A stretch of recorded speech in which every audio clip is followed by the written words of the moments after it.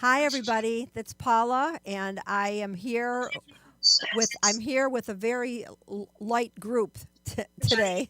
It's the first show in 3 weeks, so I'm here with Richard and with Virginia, and that's all we have. We have skeleton crew. So I this is the Common Book Show, and I was after doing the presentation, I remembered because I hadn't read plays for a while. I remembered that I liked reading plays, and so I had this book of Ibsen on my bookshelf behind my bed. So I decided to open it up, and I've been reading Ibsen since then. And okay, okay, so it's a little further away. All right, so this poem is called A Doll's House. It's one of his more famous poems. He wrote this in 1887, and it is the ideas in it. The main character, the woman in this, Nora, she's like a airhead space cadet, like, old fashioned wife in a house where she doesn't have to work, obviously, because of the times. And she's like flitters around a lot, and it looks like she has no brain, and she was kind of getting on my nerves, but I knew it was an older play, so I thought, yeah, this is how women were portrayed, or this is how women actually were, a lot of them. But something happens, and she almost gets caught up in a fraud scandal, and her husband kind of throws her under the bus, and then the scandal turns around. So he's back with her like, "Oh, my little bird, my little sweet, my little dove, my little blah blah blah." Now, is this a poem or from a play? It's a play. It's Ibsen. It's A Doll's House. So she goes from this twitty woman who hasn't got a brain in her head. Something snaps, and she realizes something very important. And this is so ahead of its time in the end of the 19th century. Okay, so this is Nora, and she's talking to her husband and telling him why she's leaving him. Says, "It's perfectly true, Torvald. When I was at home with Papa, he told me his opinion about everything, and so I had the same opinions. And if I differed from him, I concealed the fact because he would not have liked it. He called me his doll child, and he played with me just as I used to play with my dolls. And when I came to live with you, I mean that I was simply transferred from Papa's hands to yours. You arranged everything according to your own taste, and so I got the same taste as you, or else I pretended to. I am really not quite sure which. I think sometimes the one and sometimes the other. When I look back on it, it seems to me as if I had been living here like a poor woman, just from hand to mouth. I have existed merely to perform tricks for you, Torvald. But you would have it so. You and Papa have committed a great sin against me. It is your fault that I have made nothing of my life. I have never been happy. I thought I was, but it has never really been so. I've only been merry, and you have always been kind to me, but our home has been nothing but a playroom. I have been your doll wife, just as at home I had been Papa's doll child, and here the children have been my dolls. I thought it great fun when you played with me, just as they thought it was great fun when I played with them. That is what our marriage has been, Torvald." So man, she just comes out of this stupor like crazy, and she becomes this strong-willed modern woman, and Ibsen wrote her. I mean, I got to give Ibsen a lot of credit for having those thoughts that women are human beings at this point in history as a playwright. I am because I thought for sure she was going to kill herself because she was like thrown completely by this idea that she had done this horrible thing that she wasn't even aware was a crime by signing her father's name. So I don't know. I just thought it was fascinating. I have a Google phone, Uh huh. and one of the perks of having a Google phone is whenever Google I can't hear I Richard. yeah, we can't hear you. We yeah, hang on. Technical difficulties. We're missing our normal engineer. Yeah, I could hear you from. I mean, I'm sitting right in front of you. I could hear you, but I couldn't hear you. Okay, so I have a. Perfect. Oh, James, here, have a Hi, seat. I'll set James. James up. Come sit down, James. I think you have a what do you call it over there? You came for the right show. Did you hear my reading of A Doll's House by Ibsen? Was a very modern rendering of a woman from 1887. So, did you lose your voice? The cat got your tongue, as they say. I do this really crazy thing. I listen until people put a period, Shut up. pause, and then I try to speak. Which means, in today's world, I end up not getting a word in edgewise. It's probably true.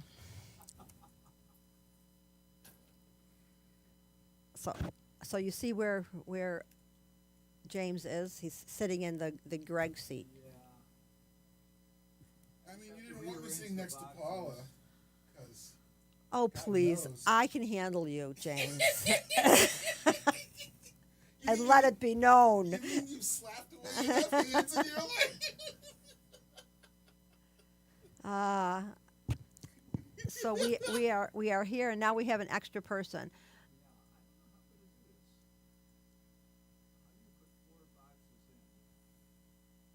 I don't know. This is what he struggles with every week. Yeah. Tiny comments on the screen makes me happy. So, what's your life like right now?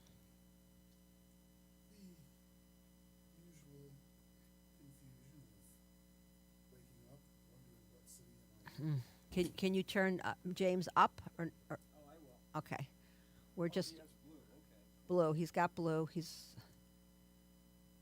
looks like he's blending into the curtain, which is interesting. James, that would be better. That's it. See, you can sit next to me. It's a thing.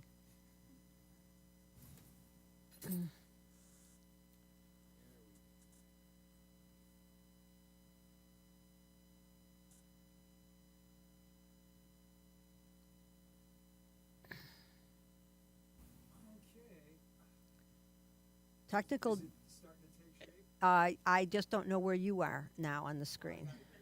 Well, I know, but but I know, but where you will fit is what I'm saying.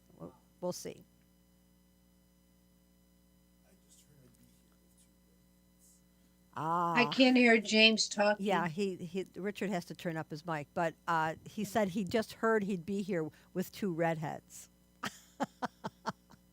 and here he is. You know, we can only be there to as a satisfaction of his wildest dreams. It's not exactly symmetrical. No, is it's it? okay. It works. We're all here. That's okay. It works, Richard. And, It's and fine. how Okay. about James say something so we can see if we hear you? Okay, let's turn up blue. Okay. Yeah. Yeah. Make sure. Yeah. Good. Mr. Walker should be on the air. Okay. It's been oh, there a he is. long time. So, I got to try out my new experiment. Okay. Okay, now, the reason I bought a Google phone Yeah. is because they have the best cameras. Yeah. What I didn't realize when I got a Google phone is, just like Apple, Google gives its customers priority. Yeah. Okay, so when Google came out with artificial intelligence, immediately I got a thing on my phone. We have launched our artificial intelligence project. You are a Google phone owner. Would you like it? I go, absolutely. So they sent it to me. So I've been playing with it. Yeah. You know, Of course. And I have found that it's very good First of all, I know what artificial intelligence is, Yeah. finally. All right? Oh, yeah. It's just like a Google page, but instead of having to click on each one and see all those ads Yeah. and all the paraphernalia you get when you do a Google search, Yeah. you know, it just takes like 50 different pages, summarizes them, and gives it to you with no ads. It's great. So, but you can also ask it to write you something in Yes. the voice of such and such an Which I author. did today also. Yeah. I said, write me a poem about Easter the way Jack Kerouac would write, you know. Wow. Did you get it? Yeah, but I didn't like it. Oh. I thought it was, it didn't do anything. And I tried it to do one in, Did you try Bukowski? yeah. And also I thought it was uninspired is Yeah, what I thought. It was flat. Yeah. Yeah. But what it's really good at is interpreting movies, plays, books, etc. Oh, and you love So that. I said, what are the themes of Ibsen's The Dollhouse? Oh, yeah. You just did this now. It Okay. says, well, it centers around the theme of societal expectations versus individual awakening. The play critiques the patriarchal society of the 19th century, Norway, where women like Nora are treated as possessions rather than individuals. Nora's journey of self-discovery challenges these norms and conventions. Well, it not only challenges it, it's just that I didn't even know she had it in her. In the beginning of the play, I just assumed she would be another 19th century woman, married woman, in a house that was they were middle class, and she didn't have to do anything because she was taken care of. And I just thought that was the character, and I was willing to go along with that because it was a historical perspective. But bam, when she turned around and she showed what was actually going on in her head while she was playing this part that was expected of her as a woman at the time, it just blew my mind. I'm like, this is like a different person. This is a whole different person. She's left her husband. She left the kids. She left that situation to find herself and to see who she was, because she had never let herself be herself, because she always had to be what the man who was supporting her wanted her to be. So it was quite a blow to the brain. You know. See, Mr. Walker, what the title, A Doll's House, means is the husband set up this environment for his wife where all she had to do was play her part in this little doll's house and follow her script. And for some reason, she But- rebels against But it. James, she did something. She didn't have any business experience because, in those days women didn't.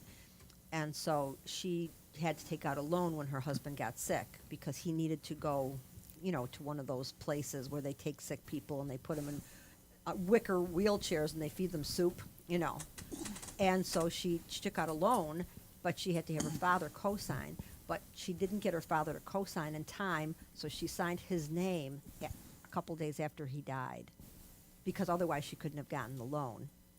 And so she committed fraud, and she was going to get in trouble for this because the guy that found out about it had something against her, and he wanted to take her down. But he was really going to take her husband down because she wasn't the responsible party, he was. So anyway, once he found out what happened, he went berserk, and he was like, how could you do this to me? This is, how could you bring me down like this? How, I've worked so hard to get myself here. How could you do this to, and he wasn't even worried about her going to prison or anything like that. She could have. He just completely disregarded her. And then when the letter came the next day that he said, something good happened in my life and I'm not going to press these fraud charges on your wife, then he was like, oh, sweetie, I didn't really mean that. I didn't mean what I said about, you ruining my life. You've been I love you. You're my little doll. You're my little bird, and then she just snapped. She snapped and she said, look, you were ready to just dismiss everything that our life has been. And she said it really hasn't been much. It's just been me putting on a little show for you. And anyway, I found I was really he wrote Ibsen in the late 19th century wrote this woman character. He had a really strong understanding of women. Well, that brings me to my question for the panel here. Okay. Are the days of women having to follow scripts over? No one can't. No one's out of. I mean, everybody has to follow a script in some way in society. We're not. No one's free of that. I mean, you can present yourself as the same person all the time. I mean, and I did my best to do that, whether working or in my personal life. But there's always some concessions in society that you make in order to get through with what you have to do and get the money you need to survive. Mm-hmm. You know. So are you saying that Nora went from following one script to another script? No, I mean that Nora was following a script, a very, very well documented script that she knew she had to follow, but she got like snapped awake, and she realized she had never made anything of herself. She had never developed her personality or who she was or found out anything about herself because she had been playing this part this whole time. But something happened. It was like one of those aha moments, you know, where she got a slap of reality and realized, I don't want this. I don't even like this man. I don't want my life to be like this. I want my own life, my own valid existence. You know, and there was nothing in this play at the end that led me to believe she was going back to him. I don't know what was going to become of her, but it seemed to me like she was ready to try something else. What do you say, Virginia?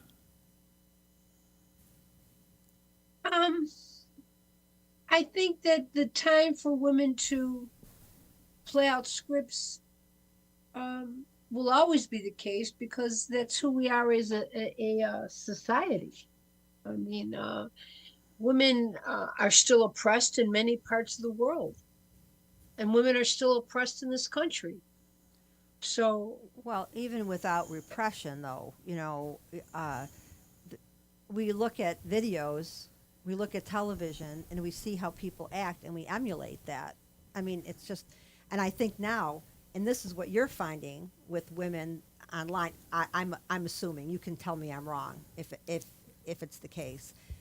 They're following this script that they're shown on videos of what they want and what they deserve and what they should expect, instead of digging down deep within themselves and figuring out what it is they want.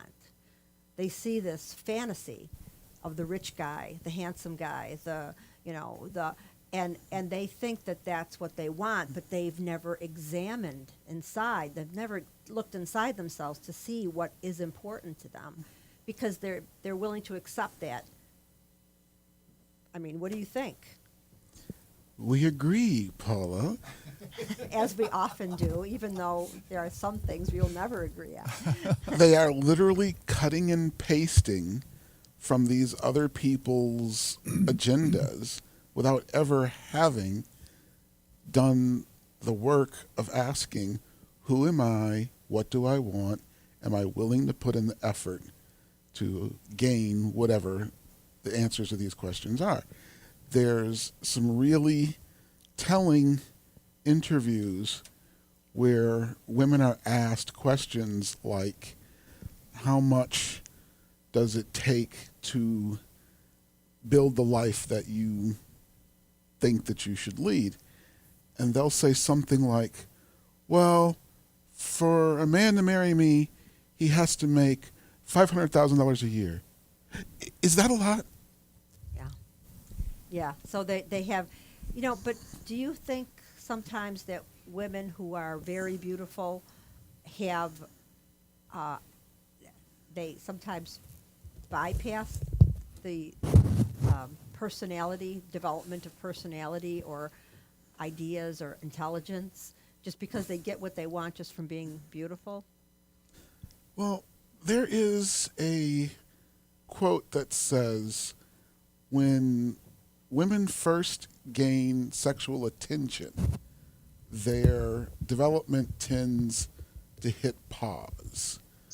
And they don't go back to developing until they notice a reduction in that attention. Because, yes, a beautiful woman doesn't have to put so much effort in certain areas because people are literally tripping over themselves to do stuff for them. Yeah, and I don't, I have to disagree with the first part. Getting male attention, especially if you've had bad experiences, sometimes it will make you less likely. Like if you've had a situation where you've gotten the male attention you're looking for, and girls don't really know the effect they're having on boys when they dress a certain way. They don't. They just know boys like it and they want boys to like them. They don't understand the sexual dynamic part. Why do they want boys to like them? But they don't understand that because they haven't been there yet. But why do they want boys to like them? Because they want boyfriends and they want to be popular. And why do they want boyfriends? But the thing is, it's not about sex with young girls. I didn't say it was about sex. It's about being attractive so that the boys like them And- because they want to be accepted. And But what happens when a boy accepts you and likes you? well, of course, that will eventually turn into a physical relationship. But the Not problem, necessarily that. but the problem is that if you've had that kind of attention and it's been bad for you, and I'll just use myself as an example. Big sweatshirts, jeans, covering up everything so that you can't see what's going on underneath there, because being afraid of that response after you figure out what's happening. And that's not all women, but now it seems that.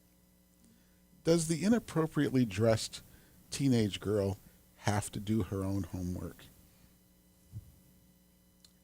What? I can't answer that question. That question, I can tell you that my granddaughters do their own homework, and they dress but do provocatively. they have to? Is my question. Could they get boys to do it for them? Probably. That's my question. They probably could, but Okay. but does it happen all the time? No. I didn't say it happens all the time. Yeah. Here's the point that you and I frequently trip over. My statement is, not every woman would, but any woman could. Yeah, I get that. I get that distinction. I just think it's a dangerous, slippery slope. It's not a slippery Because slope. I don't It's think, even though every woman could, not every woman would. and that's exactly what I've said. Yes, okay. Any woman could, but not every woman would. All right. So if I leave my wallet sitting on the counter at McDonald's and go to the bathroom and come back expecting that it will still be there and will still have all the contents undisturbed, well, any person in that establishment could do something to my wallet. Mm-hmm. The question is how many people in that establishment would. Right. Right, and that's where we get into things like ethics, and sometimes it seems to me, and I'm not saying it is, but sometimes it seems to me that you don't credit women at all with ethics. Well, here's where the problem is. I think this is where we go off the rail. Mm-hmm.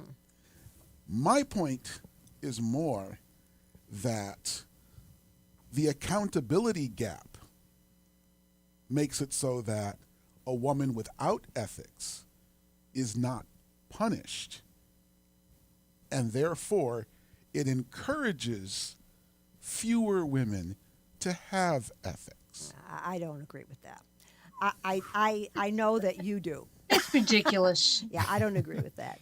But anyway, Let's ask Virginia to elaborate. Yeah. Why do you consider that ridiculous? I don't even want to elaborate because it's just absolutely an absolutely ridiculous statement, saying that women do not have accountability in the society. And James has said this before, and I let it go, is like ridiculous. What he uses for examples are celebrities. Celebrities don't dictate. They do not show the average citizen. So it's just a Yeah, ridiculous, inflammatory statement to get responses, as far as I'm concerned. So I don't really care to elaborate. The reason I use celebrities is because more people will know the story that I'm talking about. If I talk about some faceless person who happened to end up in the newspaper, people will say, well, that's an anecdotal story, and therefore it doesn't, statistics. If I quote statistics, then people will say, well, what's your source? And blah, blah, blah, blah. So we just end up doing the same thing. Right. And I do agree that there are women like the ones you describe. I agree. I And that's the biggest fight we had initially. yeah, and I agree that they do exist, and I also agree that big asshole men exist. And nobody ever argues that point. Right. But the thing is, I think that, and I think that part of the problem is that people's morals and ethics are exploding, and we're in a really difficult time right now historically. You know, truth is not truth anymore. You know, people, even though they're on video saying things, they deny it later. You know, so that's not accountability, and a lot of those are men. So I think we've really kind of run this one into the ground. But after starting off with, I just answered the questions people asked. I know you do. No, I appreciate your input. I like you. I don't love you, Paula. He's so cute, isn't he? Okay, Richard, I know you got a list. It's got to be at least 3 weeks long, isn't it? Yeah. Okay, let's do something from the list. Came across a quote from Martin Luther King, Okay. which was, you know how often when you'll give a talk, you start out with a quote? Yeah. Can you guess what was the subject of this talk? I'll give you the quote. Okay. All right. Peace is not the absence of violence. It is the presence of justice. So it was something that he said and what And then he gave his talk. he gave his talk. So you're talking about, it's not somebody else using his quote, it's him. No. Okay. Some person X Okay. was giving a talk, and he decided to start the talk with a quote from Martin Luther King. Oh, then chances are you got it wrong. And that particular quote was used to say that we shouldn't send funding to the Ukraine. Oh, you think it was about Russia and Ukraine? Yeah. Okay. All right. Are you going to tell us? Or are you just Well, I gonna... thought someone else might Oh, want to okay. guess. Do you want to guess? No? It was about Gaza. Oh, well, Wow. Okay. and what was the point they were trying to make with that quote then? They were trying to say that if is the cause of the war on Gaza the violent attack that happened on October 7th? Mm-hmm. Or is it deeper?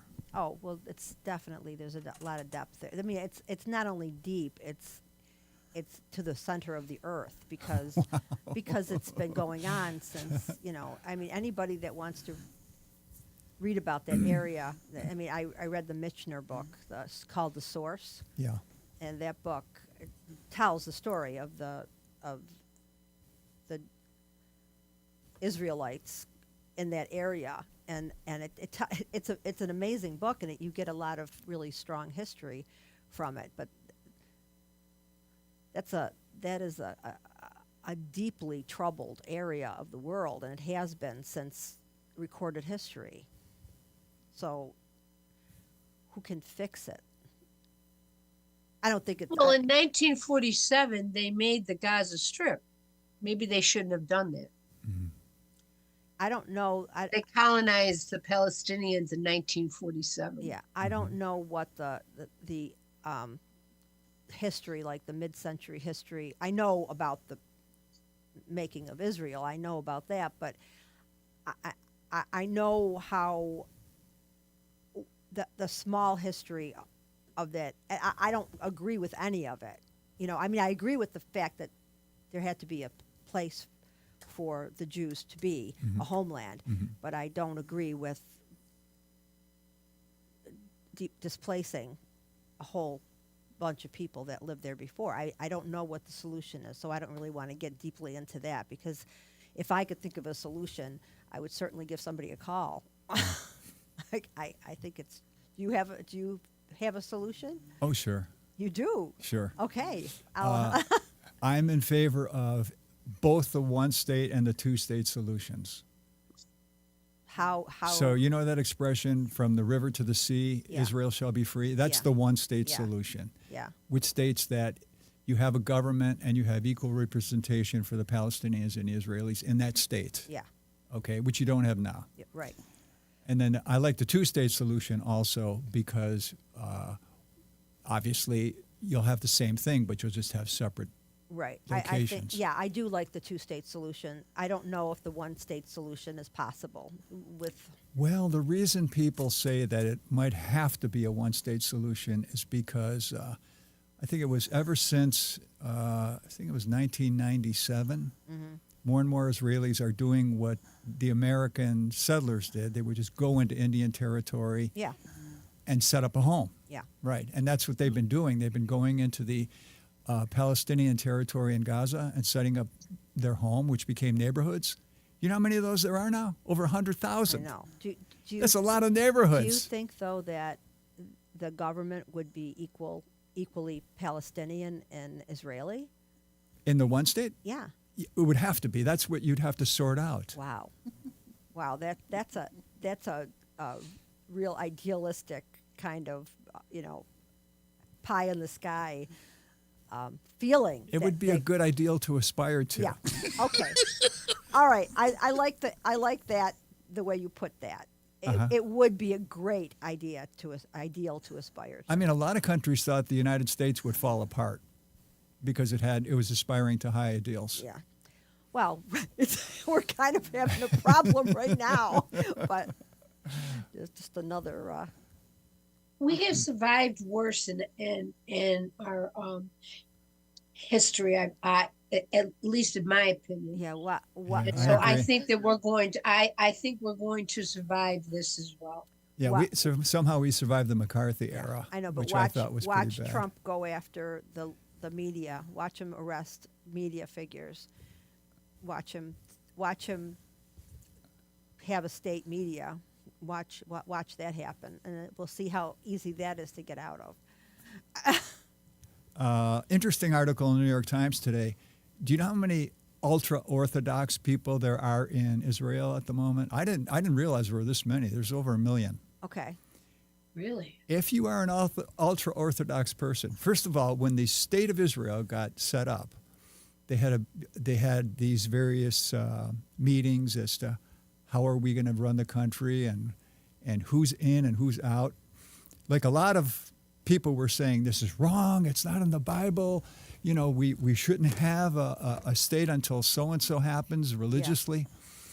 Well, the ultra-Orthodox people wouldn't sign on, so they had to sit down and negotiate with them. Boy, did they give away a lot. First of all, if you're ultra-Orthodox and you accepted the state of Israel, which means you would go there and live, you don't have to be in the military. You're never drafted. 2, you run your own schools. You do not send your children to state schools. You have your own state schools, and we pay you for your state schools. So instead of you having to pay school taxes, boom, we give you the money. Yeah. So that worked out okay when there was a small amount of ultra-Orthodox people, like 250,000. But now that there's over 1 million, people coming back from the conflict in Gaza Israelis Yeah. are going, they don't have to go, and I got drafted? What's going on? But what about? I thought that I read someplace recently that the percentage of non-religious Jews in Israel is higher than. I mean, maybe I misheard that, but I thought that like, I don't know what you. I think they're even less religious than the Reformed people. I think that they're almost agnostic. Is there any way we could look up that statistic? Oh, sure. Because I thought that I read that was there was a great an abundance, like over 50%. You want to know how many are agnostic? No, not necessarily agnostic. The untraditional or not religious. I would say not religious Jews in Israel. And the answer is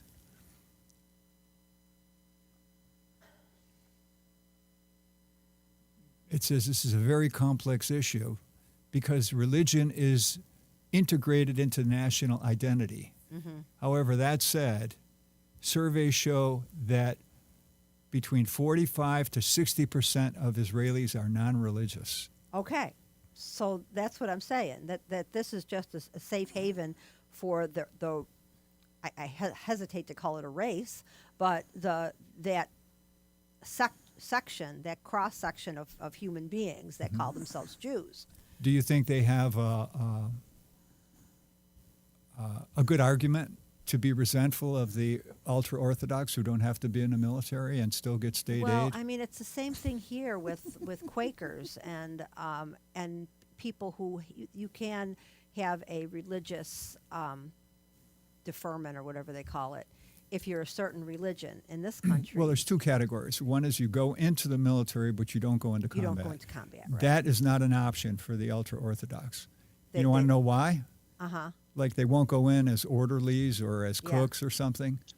Because it would be taking away time from their studies at their schools. And those studies at those schools are what is keeping the state of Israel going in their eyes. Pray for the peace of Israel.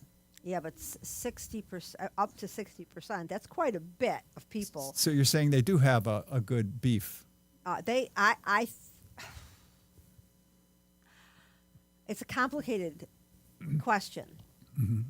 I think that if they are part of the community, the country, and the laws of the country say X, Y, and Z, that everybody should have to follow X, Y, and Z. Like you said, not go into combat, but Yeah. do something of service. And I thought I was under the impression that everyone in Israel had to do service. Now get this. As was I. Get this. If you're an ultra-Orthodox and you volunteer to go into the military, okay? You tell the recruiter, I am ultra-Orthodox. I cannot be assigned to any area where there are women present. Interesting, huh? Interesting in an extremely anachronistic way. They're very conservative. Different rules for men and women in that Yeah. society. Yeah, I do know that. I mean, I don't know any. I don't know anyone who is Orthodox Jew. I talked to a man one time on the phone who was, and I went to a synagogue with my friend Dennis. It was a Jewish holiday, and they invited us in, even though I told them I wasn't Jewish. And they invited us in, and they were Orthodox. But I don't know. I can't speak to this. I haven't done any research about it. I don't know. I do know there's a lot of quirkiness in Orthodox Jews. Kind of like the same way you'd see a lot of quirkiness in Mormons. Their religion's different. Oh, that's for sure. Yeah, it's a different kind of thing. So, I don't know. I think, yeah, a little resentment would probably develop. Yeah, you think it's justified? Or do you need to do more research? It's driving Netanyahu crazy because they are part of the coalition keeping him in power. And they have said point blank, listen, if you pass that law where we get drafted, we're going to pull out of the coalition. There's going to be a vote as to whether or not you remain president, and you will be defeated. Can you see any parallel between the evangelicals Yes. and the United States of America? Yes. Abortion laws, and if you don't do these things, we are going to pull out our support, and you no longer will be in power. Yeah, I think we got a problem. Houston, we have a problem. Yeah, religion is, there's more problems with religion than there are benefits. I mean, organized religion. You know, people can believe in God and they can have it helps, if it helps them cope with the harsh realities of life, that's fine. But when religions start being political like this, how is that fine? Give unto Caesar what is Caesar's. Give unto God what is God's. Does that mean stay out of politics? That's- I've often wondered what that meant. You ever wonder what that meant, James? That means that I am not a political component here. Mm-hmm. You know, I am. You know, I'm from the godly realm. I'm not from the earthly realm. Mm-hmm. So, you know, it's a trick question. They wanted to catch him on that. Well, the thing is, they said, we have this money. Should we give it to the poor? And that was his answer. And my question would be, well, I don't understand. Do we give it to the poor or not give it to the poor? Do we use it to pay our taxes or use it to give it to the poor? Yeah, I Like, he didn't really answer the practical question. Yeah, in that. I don't remember what the question was. I just remember the answer. So I'd have to look at the question again to see if it, you know, how that was. But don't forget, all the stuff in the Bible too was translated from Aramaic rather, Aramaic to Greek, to whatever other language we're reading Latin, it in, yeah. and it's been changed, and they took parts out of it, and you know, we don't know what we're reading. It's we don't know what the actual words said. There's so many different translations that, you know, it's an interesting book. It follows a people through tribalism to kingship to civilization. It's very interesting. It's a very interesting book. But is it a book that should keep people in the past doing things in a way that is you can find anything in the Bible to cover the point you're trying to make, you know, anything, because there's all different things in there. And the same people who say that it's an abomination to be homosexual, if you ask them what material is that they're wearing on their bodies, is it a mixture of wool and cotton? Because that's an abomination as well. You know? So they're picking and choosing everything. But yeah, I'm going to have to read that question. How much time do we have? Can we find the question? Oh, sure. Let's see. Yeah. I don't even know how to phrase that. What was the question for Jesus's response about giving unto Caesar? Okay. Virginia, does the Bible play an important part in your religious views? It has played an important role in my life as a whole. But I look at the Bible as a whole, because what Paula says is true. People can take the Bible out of context and out of the whole book, and they can use it to say, well, this is what the Bible says, and so therefore this is right. So what Paula said is true. You can get the Bible to agree or disagree on most modern dilemmas. Right, and in that vein, you have to realize that what that means that the Bible is full of contradictions. So, Right. in order to use it as a guide in life, you do have to pick and choose what you use, because, you know, the Bible tells us when we're at war that not only should we kill all the people, but we should kill their livestock and salt their fields. Do you believe in that? It's like I mean, the New Testament is different than the Old Testament. New Right. Testament doesn't Right. say a lot of that stuff. Yeah. If you're a Christian, you're supposed to look to the New Testament. Right. You're not supposed to look at the Old Testament. Well, You only look at the Old Testament as like a foundation for what your religion is. But however, you are to look to the New Testament, because the New Testament, according to Christianity, I don't care what denomination you belong to, but according to most Christian beliefs, is that it X's out the Old Testament. well, but Jesus was a Jew, and Right. he believed in the Old Testament. Okay, so what's the question? Did you find it? Yes. Should we use this money to pay our taxes, or should we give it to the poor? If Jesus said, no, don't pay your taxes, he would be advocating rebellion against the Romans. Right.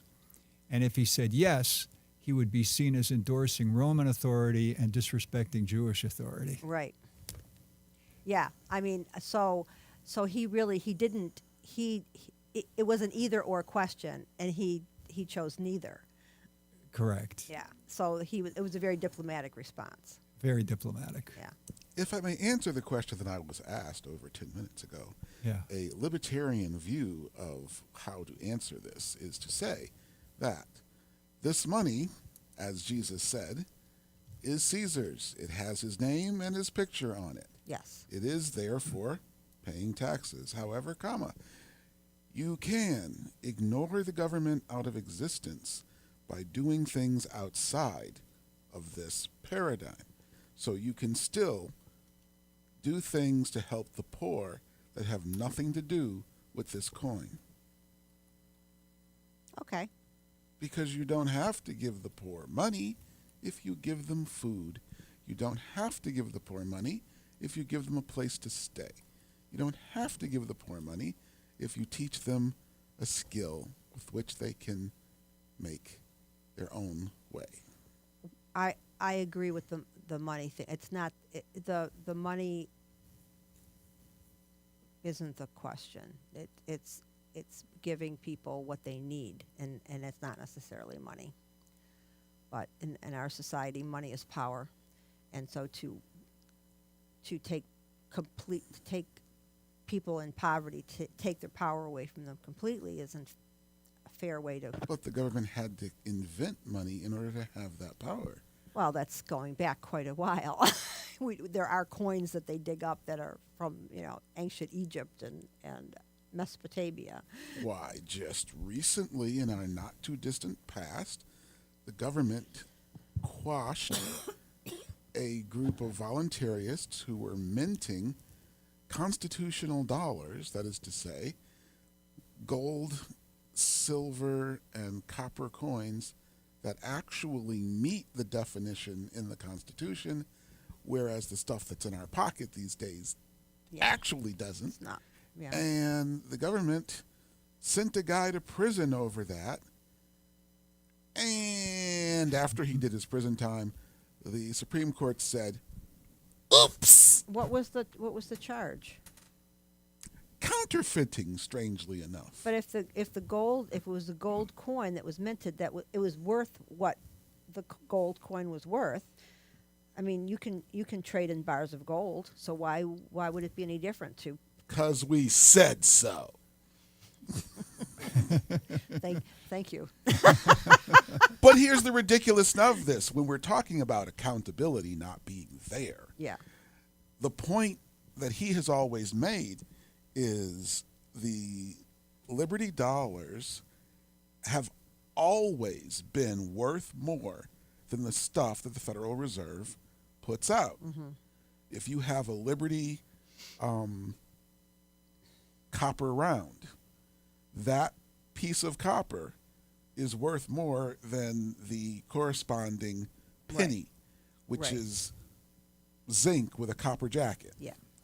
And when the government raided them and seized their stocks, they were putting out a gold medallion that I think had a face value of something like $1,000 or something.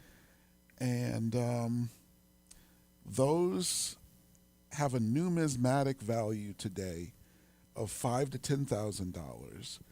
But today, as just a raw piece of metal, Yeah. those gold rounds are worth about $2,200. So it's still worth more than the face value printed on the coin. Yeah. Yeah. I mean, gold has gone up like mad. So gold is still rising. But you have a lot of gold hanging around, Richard? And if he did, he couldn't say that here. Of course not. But I recently had a conversation where I explained Bitcoin to somebody. Uh-huh. You Wow. you understand how that works? I think it still sounds like fantasy, but go ahead. Explain. Bitcoin is a realm of currency which gains its value from agreement.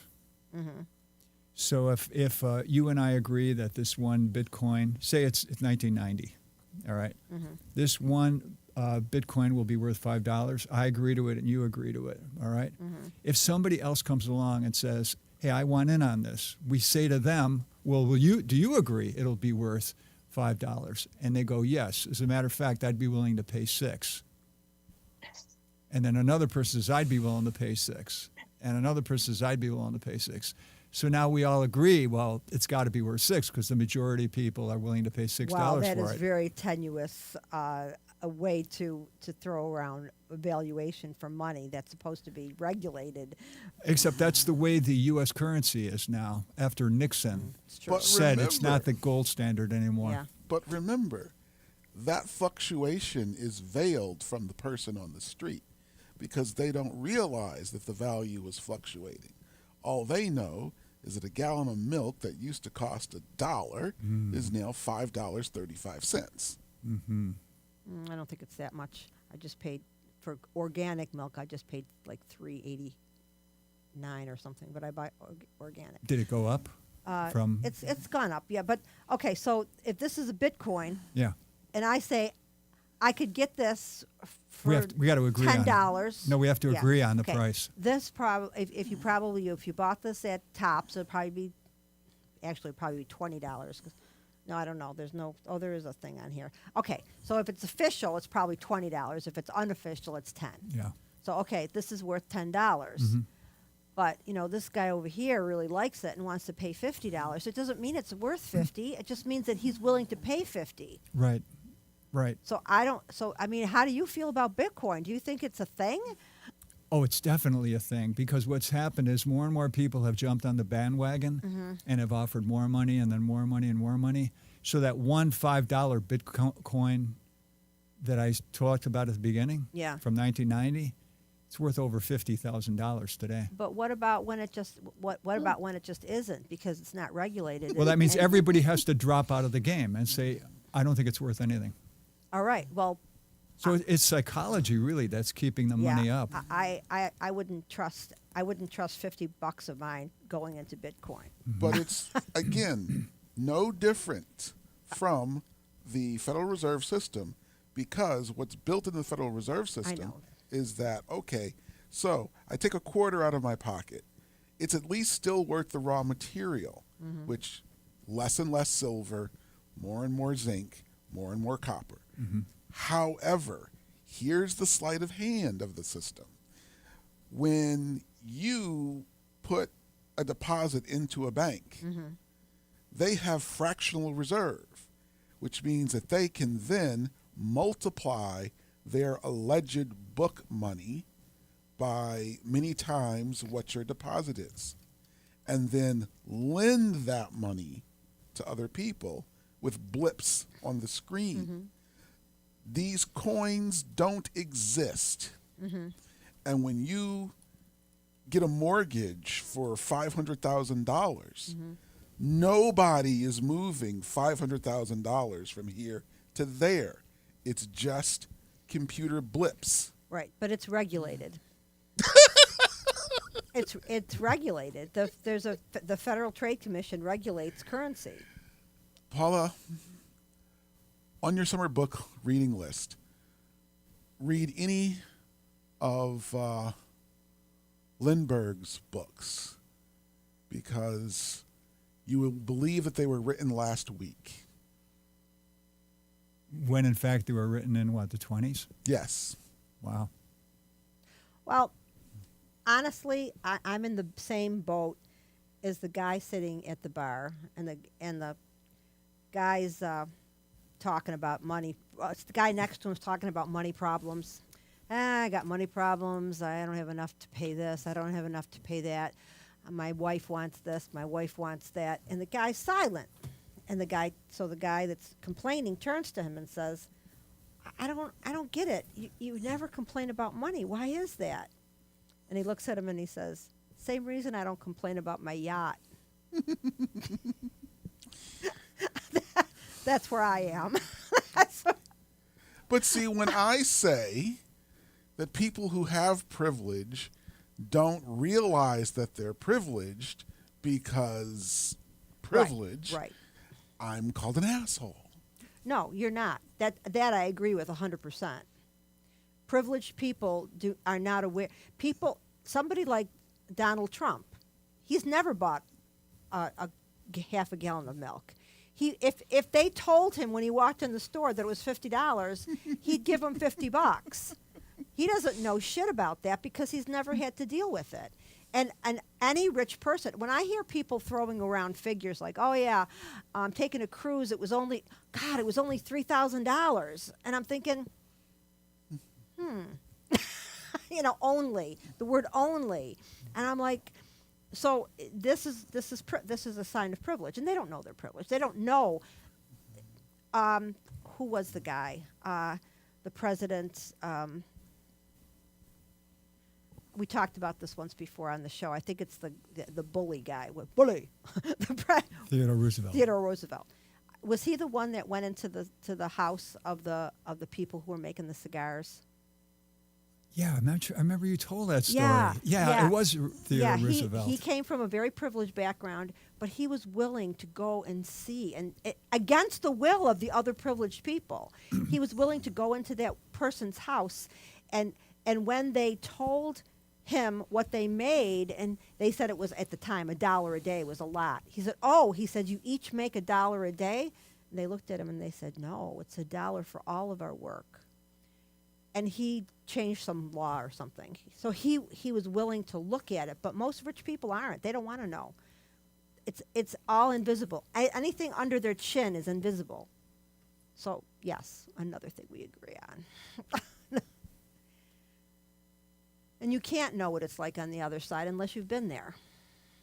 That's why I ask every woman I know to watch the documentary The Red Pill by Cassie J.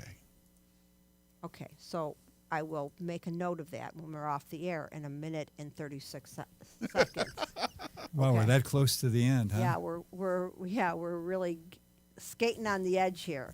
So, Ask Virginia if she has something to share. Virginia, are you still reading the book? No, I'm good. Yeah. Thank you for coming, by the way, to the presentation. That was really nice Oh, to it was see. beautiful. You were brilliant. Lisa, You were really your brilliant. friend's name was Lisa, right? Yeah, Lisa. Oh, she loved it. Oh, yeah. It was really nice to see you two there. I was glad that they let you come And the in next fact, day. I'm going back to. I'm bringing my former students to go see the play about Satchel. I'm Satchel. going too because I met the guy. His first name is Roosevelt. I don't know what his last name is, but I met him and talked to him, and I'm interested in seeing him perform. So I'm Yeah, going to go. so I'm going so this I'm weekend. going. When are you going? I don't know when.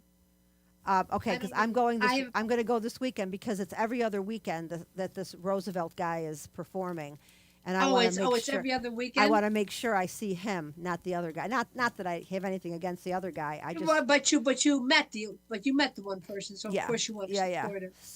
So I'm yeah. going. But anyway, we've got. But you were brilliant. It was really it was a great. I piece. was surprised. I was surprised that I was able to do it. That was more. It was a surprise to myself because I didn't realize I could do it. But Thank you for coming. I appreciate that. So listen, it's 4, 3, 2, 1. Blast off. Okay. Goodbye from the Common Book Show next weekend. Thank Greg's you so birthday. much, Paula. Thank you, everyone. Okay. Thank you. It was great. All right. Bye-bye. I'll take us off the air. Thank you. Take us off the air. I'm taking Goodbye. Thank my you, ears off. everyone. Okay. Thank you. Bye-bye. Bye.